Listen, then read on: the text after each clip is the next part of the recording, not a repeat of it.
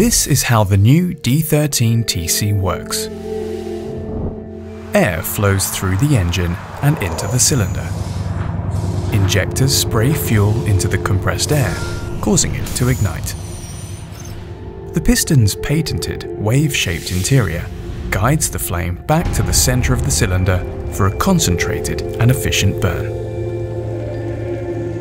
The hot exhaust flows out of the cylinder, through the turbo, and into the exhaust system. Excess heat and pressure are then recovered and reused by the turbo compound unit.